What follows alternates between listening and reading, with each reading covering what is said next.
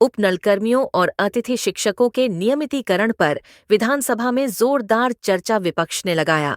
सत्ता पक्ष पर उप नलकर्मियों और अतिथि शिक्षकों को नियमित न करने का आरोप। नमस्कार साथियों, स्वागत है आपका हमारे चैनल पर। साथियों, आज विधानसभा में विपक्ष के मंत्री जी ने जोरदार बहस की, जिसमें उन्होंने सत्ता पक्ष पर उप नलकर्मियों और अतिथि शिक्षकों को नियमित न करने का आरोप लगाया। आइए सुनते हैं कि उन्होंने इस बारे में क्या कहा। आदरणीय सदस्य नहीं है, उन्होंने कोर्ट का हवाला दिया कि कोर्ट ने यूसीसी को वैलिड किया।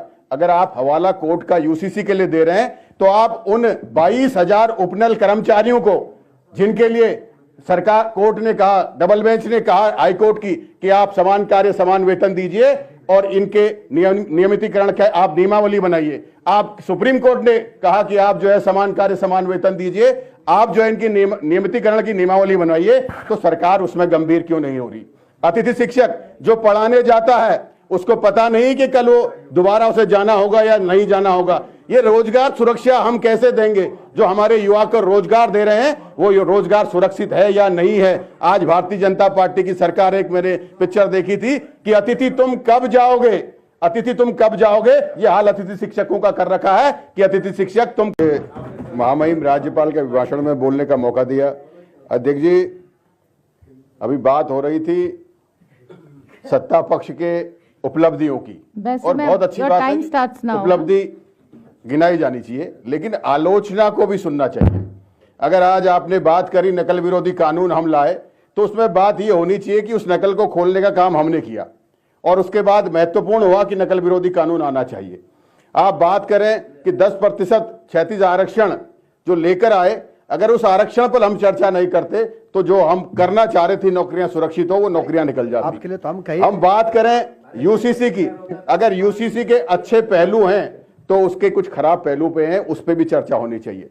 हम सनातन की बात करने वाले हैं, हम सभ्यता की बात करने वाले हैं, हम संस्कृति की बात करने वाले हैं, हम संस्कार की बात करने वाले हैं, हम भगवान राम को मानने वाले हैं जो चरित्र के लिए माने जाते हैं। तो कहीं न कहीं लिविंग रिलेशन खराब है, हमें इसे भी मानना चाहिए। उसे अमली जमा कानूनी पहनाया वो गलत है, उसको भी हमने स्वीकार करना चाहिए। आज महामहिम गवर्नर राज्यपाल जी के अभिभाषण में अभी आदरणीय सदस्य नहीं है, उन्होंने कोर्ट का हवाला दिया कि कोर्ट ने यूसीसी को वैलिड किया।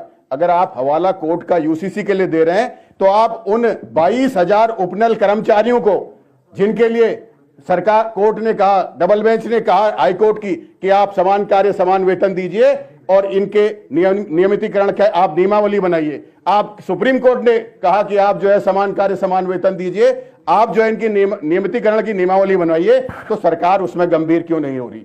अतिथि शिक्षक जो पढ़ाने जाता है उसको पता नहीं कि कल वो दोबारा उसे जाना होगा या नहीं जाना होगा। ये रोजगार सुरक्षा हम कैसे देंगे? जो हमारे युवा को रोजगार दे रहे हैं वो रोजगार सुरक्षित है या नहीं है? आज भारतीय जनता पार्टी की सरकार, एक मैंने पिक्चर देखी थी कि अतिथि तुम कब जाओगे, अतिथि तुम कब जाओगे, ये हाल अतिथि शिक्षकों का कर रखा है कि अतिथि शिक्षक तुम कब जाओगे। मैं आपसे कहना चाहता हूं, हमारे प्रदेश का कृत्रिम रोजगार खनन, जब हमारे प्रदेश में आपदा आती है उसका ध्वंस झेलता है ये उत्तराखंडी, और जब बात होती है खनन से अगर रोजगार उपलब्ध होता है उसे वो हैदराबाद की कंपनी करती है, धमका रही है, डरा रही है। जबरन जो है उत्तराखंड सरकार के बोर्ड लगाकर चल रही है। हर बॉर्डर पे उन्होंने, दूसरे बॉर्डर से अगर चंपावत का आदमी उधम सिंह नगर में अगर खनन लेके आता है तो उसमें खटीमा में उसमें टोल लगा रखा है, उन्हें जो है कि रॉयल्टी देनी पड़ती है, उन्हें घूस देनी पड़ती है। यह स्थिति सरकार ने कर रखी है। मैं आपसे कहना चाहता हूं, डीएलएड, हमारे यहाँ के छात्र डीएलएड रेगुलर कर रहे हैं, उन छात्रों को प्राथमिकता क्यों नहीं मिल रही है? जो अन्य जगहों से करके आ रहे हैं, इन छात्रों को जो रेगुलर कर रहे हैं कुछ एडवांटेज देने की बात सरकार क्यों नहीं कर रही है? मैं बात करना चाहता हूं महिला सशक्तिकरण समूह, जो समूह की महिलाएं हैं जिनको हर जगह लाया जा रहा है, जिनको वोट बैंक की राजनीति करी जा रही है, उनके मजबूत करने के लिए बजट 5 करोड़, उनके बजट को क्यों नहीं बढ़ाया जा रहा है? मैं आपसे कहना चाहता हूं, अगर आपकी उपलब्धियां हैं तो विपक्ष की भी उपलब्धियां हैं। ये सदन सत्ता पक्ष और विपक्ष दोनों से चलता है, और विपक्ष का काम होता है कि सरकार को सजग करना, सरकार को जो है जगाना, सरकार को बताना ये गलत हो रहा है, और विपक्ष को ये सुनना चाहिए। आईना दिखाना, हम आईना दिखाने का काम कर रहे हैं आपको लगातार, और आपने कहा हमारा ये बजट है, अभी राज्यपाल का अभिभाषण है, और बहुत ही आपने कहा इसका बहुत प्रारूप है, बहुत ही विकासशील है, बहुत विकास कर रहा है। अगर ये बात है तो आप जो हमारी विधानसभा नियमावली, संचालन नियमावली है, उसके लिए आप 4 दिन तक क्यों नहीं चर्चा करा रहे हैं? किस बात की जल्दी है? किसको कहां जाना है? मैं ये पूछना चाहता हूं। मैं हमारे विधायक हैं, आप चलाते 9 बजे तक, हम चला रहे हैं। चर्चा करिए, विधायक हैं, चर्चा करिए। आप विधायक कहाँ हैं? सदन से आप भागते हैं। आपके विधायक 1 2 3 4 आप कह देते हैं कि चार ही सिर्फ 19 में से 4 दिन में खत्म करने की बात देखिए, ये गंभीरता है, ये गंभीरता है, को नहीं मानते। ये गंभीरता मैं आपसे ये कहना चाहता हूं आपसे कि आप सत्र को पूरा प्रॉपर लंबा क्यों नहीं चलाते? बजट पर आप विभागवार चर्चा नहीं कराते। मैं आपके माध्यम से ये कहना चाहता हूं, जीडीपी बढ़ाने की बात आप कहिए, आपने जीडीपी बढ़ाई, लेकिन कर्जा बढ़ाया, इसको भी स्वीकार करना पड़ेगा। अगर कर्जा बढ़ा है, कई गुना कर्जा बढ़ा है। जो 17 सालों में 35,000 था, वो 1 लाख से ऊपर पहुंच गया है, जो इन 8 सालों का है। आपको उस पर भी चर्चा करनी पड़ेगी, कर्जा क्यों बढ़ रहा है। शिक्षा, स्वास्थ्य, उनके क्या हालात हैं, इस पर भी चर्चा करनी पड़ेगी। क्या हम जो योजनाएं ला रहे हैं वो धरातल में उसका फायदा लोगों को मिल पा रहा है या नहीं मिल पा रहा है, इस पर भी हमें बात करनी पड़ेगी। आज हमारे प्रदेश का ज्वलंत मुद्दा है भू कानून। उस भू कानून पे चर्चा करनी पड़ेगी, मूल निवास पे चर्चा करनी पड़ेगी, इस उत्तराखंडियत पे चर्चा करनी पड़ेगी।